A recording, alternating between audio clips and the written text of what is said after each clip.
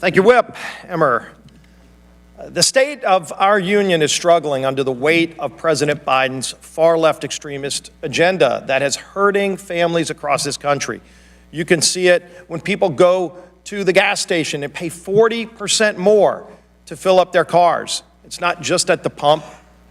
Their household electricity bills are through the roof. When they go to the grocery store, they're paying dramatically more for food because of President Biden's extremist agenda and radical spending.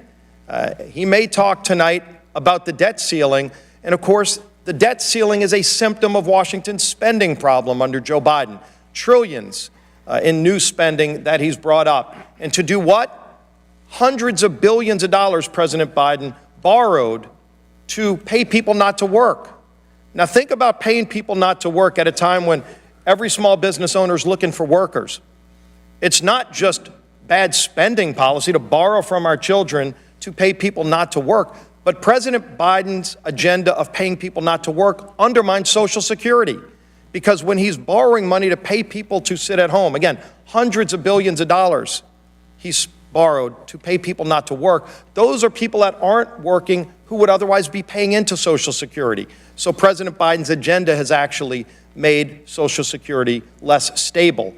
We want to reverse that radical agenda. Republicans have already started getting to work, bringing forth an agenda focused on those families, fighting for the families who are struggling, to get our economy back on track, to bring energy security again, to secure America's border. In fact, we have multiple committees working on all of those items as we speak, and in the weeks ahead, you'll see bills coming to the floor to address those problems. We've already started bringing bills to the floor to address some of those problems. In fact, a few of them have produced bipartisan votes.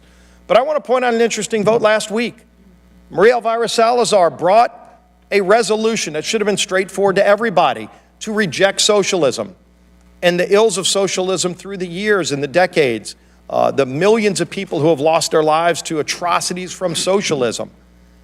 Do you know that 100 Democrats refused to reject socialism by not voting for Maria Elvira Salazar's bill? That should tell people, and look, a lot of Democrats across this country can easily stand up and reject socialism. But I think they'd be shocked to know that Democrats in Washington, 100 of them refuse to reject socialism.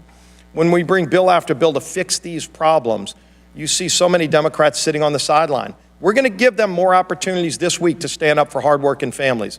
In fact, when you look at crime out of control in so many communities, the District of Columbia's council passed an ordinance that dropped mandatory minimum penalties on criminals who commit violent crimes. For example, carjacking. We see carjacking and other violent crimes through the roof in D.C., and yet the council voted to get rid of those mandatory minimum sentences to let more violent criminals back out on the streets. It was so bad that the mayor of D.C. vetoed the ordinance.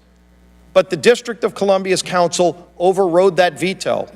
And so now you see even more lenient sentences, no minimums for violent criminals. So we're bringing a resolution to reject that action by the D.C. Council.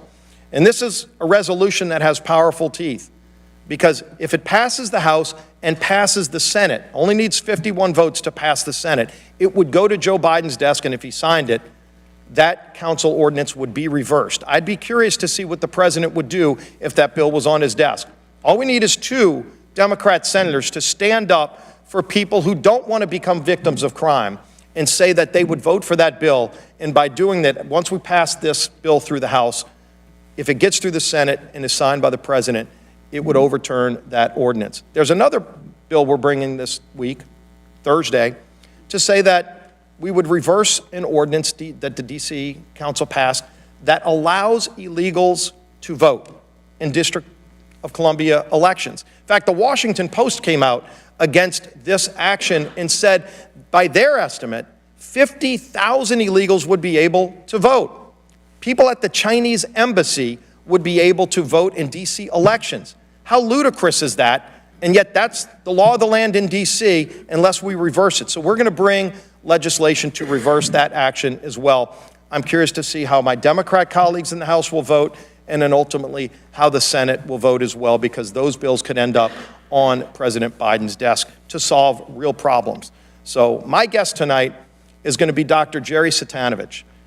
Dr. Satanovich is the coroner of my home parish, Jefferson Parish, a parish of about 430,000 people. Last year, he unfortunately was the one that had to diagnose and record the deaths of almost 300 young people from fentanyl. Almost 300 of our young people just in my home parish. Now, for perspective, when he took office 10 years ago, the number of fentanyl deaths were 2. 2 people died 10 years ago from fentanyl deaths. Last year, almost 300 young people were taken because of this open southern border. This open border under President Biden has had devastating consequences for families all across America. Today alone in America, almost 200 of our young people will die because of the fentanyl coming across our open southern border because Joe Biden refuses to take action.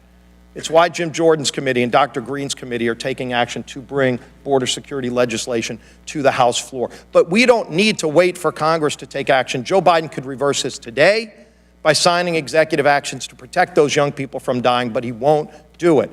Every single day, yesterday, today, tomorrow, 200 young people will die, and this president won't take any action. I wonder if he'll talk about those deaths tonight, if he'll talk about the devastation to those families and every community in America who's experiencing this.